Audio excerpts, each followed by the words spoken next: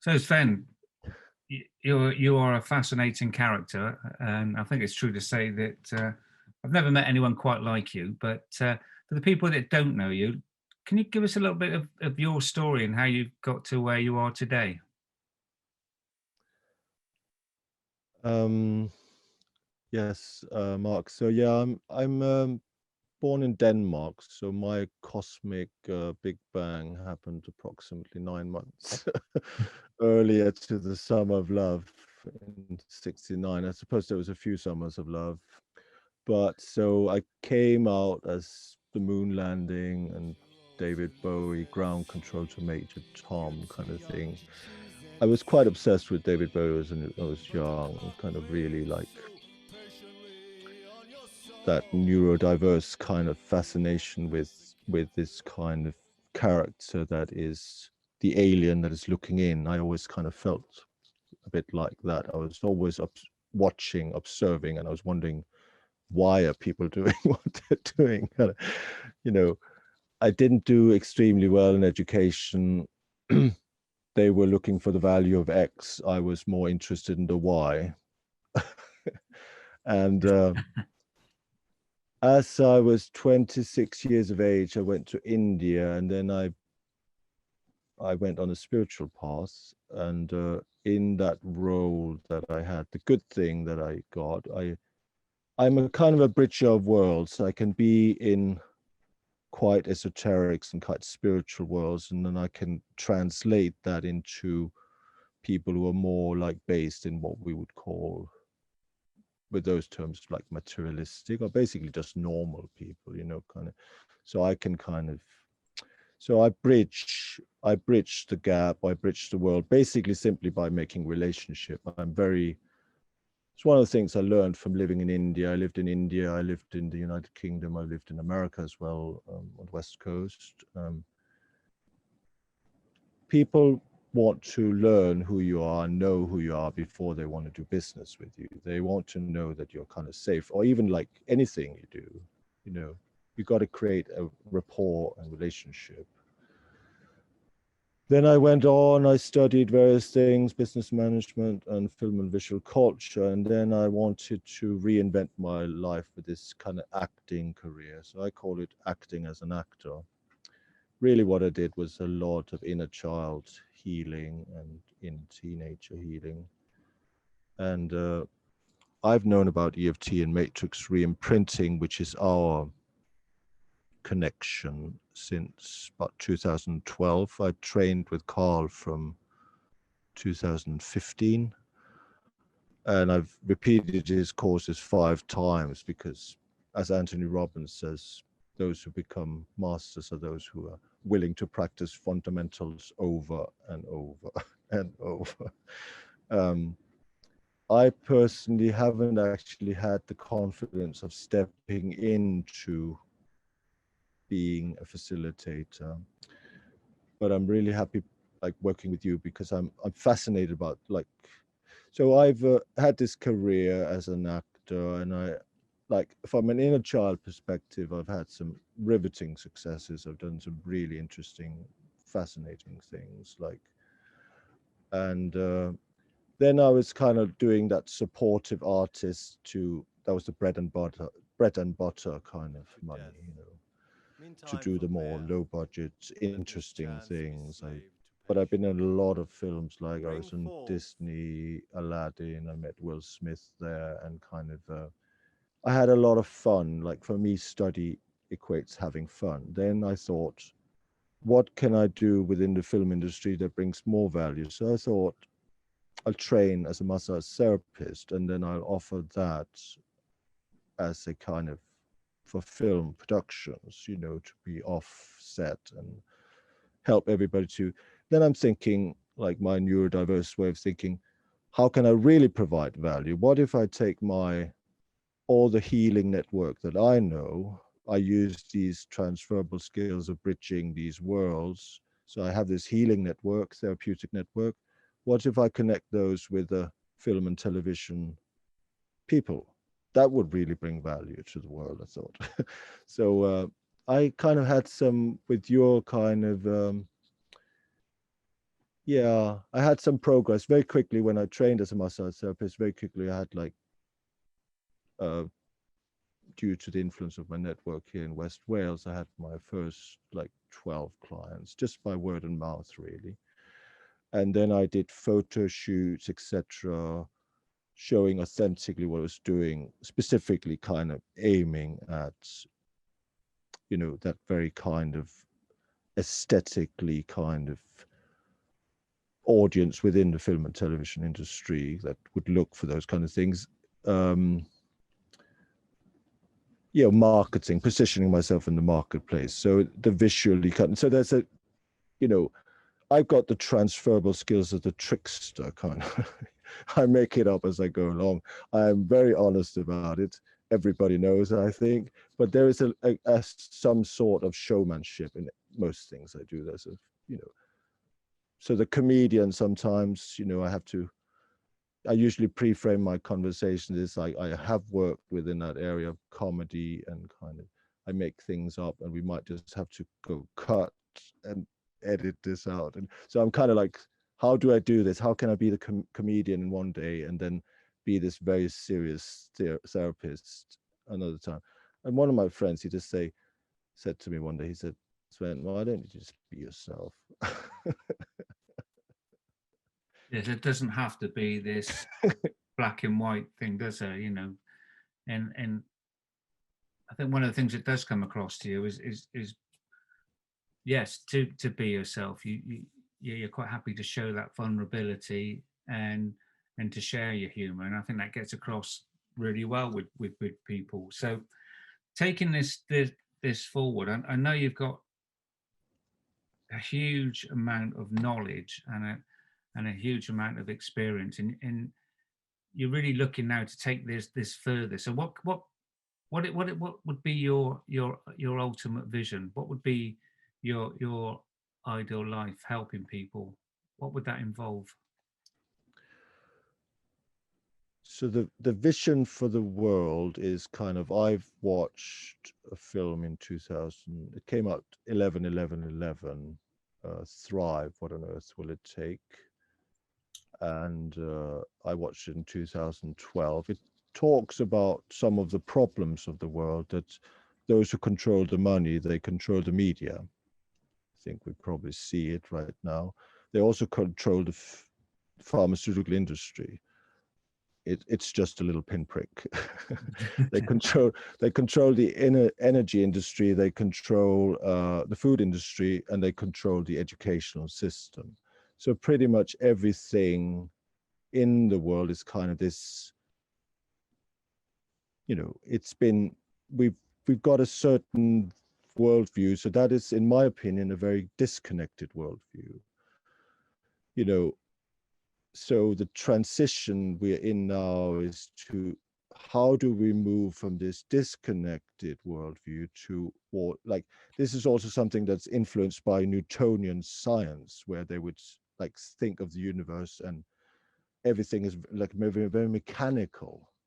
So where the science is now with like Nashing Haramein and these kind of people who are really at the forefront, is that actually everything is conscious, you know, and the universe is conscious. And so for me, it's like what you've been doing in your life, you have realized that,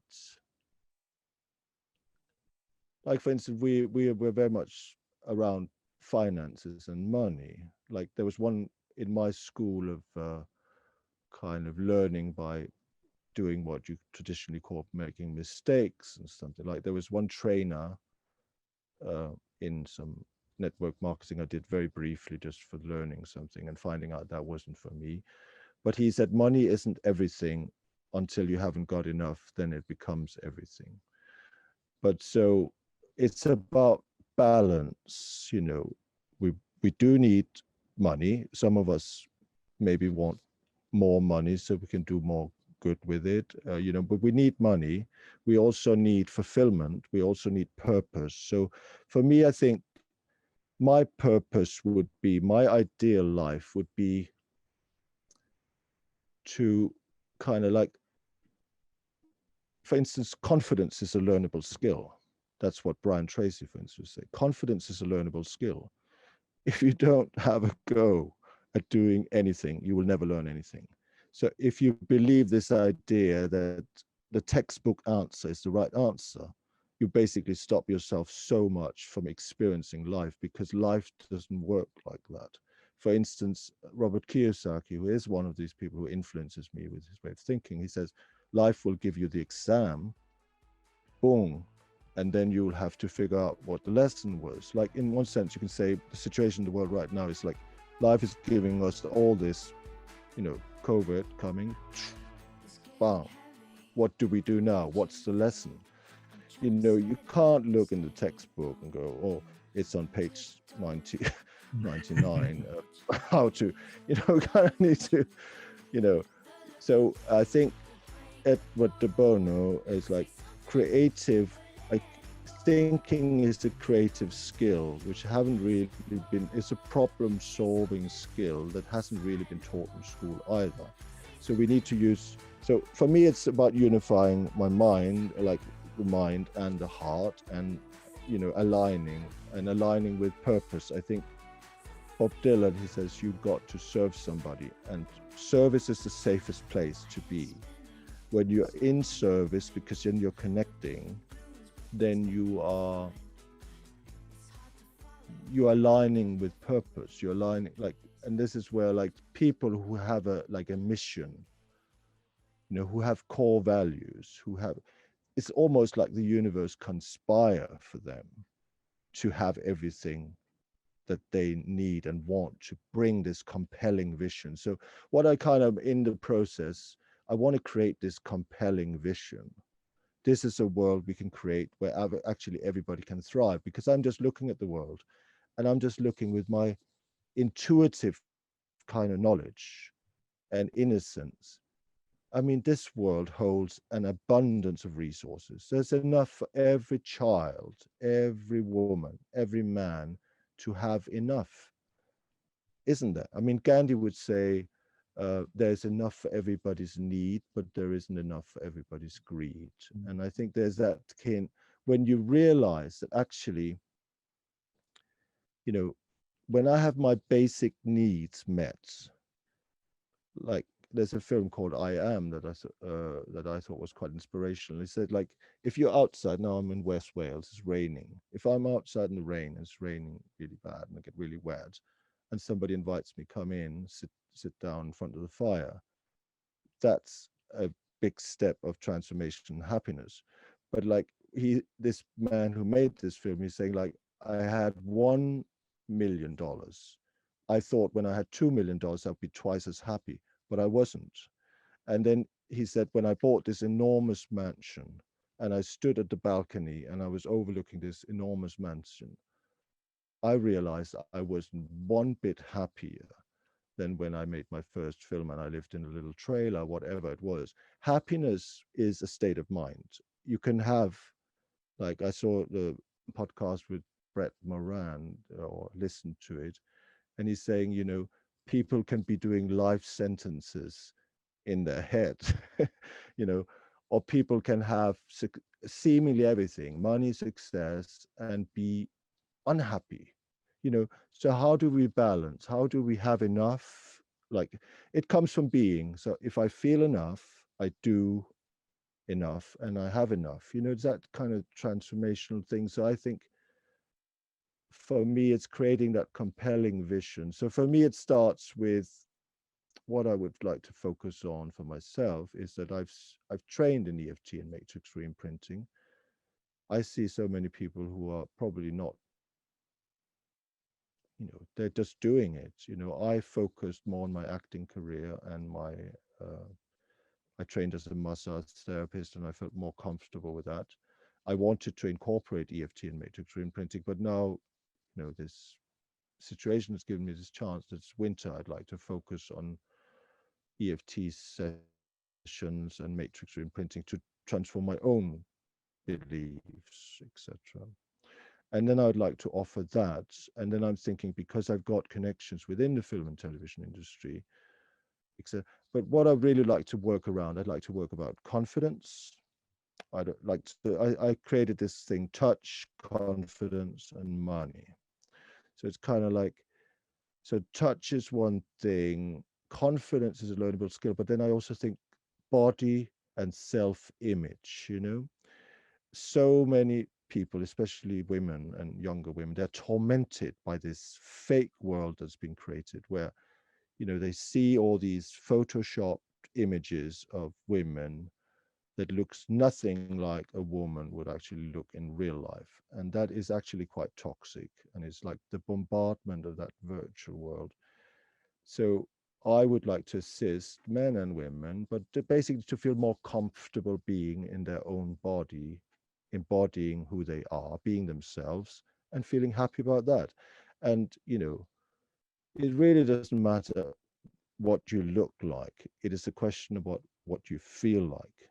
Yes. You know, so there's kind of like that kind of, you know, you can work both ways. You work from inside out. You know, you can, if you change your environment, you'll feel better. Like you had to change the setting. You weren't happy in one thing and you went to another way and did something else and that suited you better.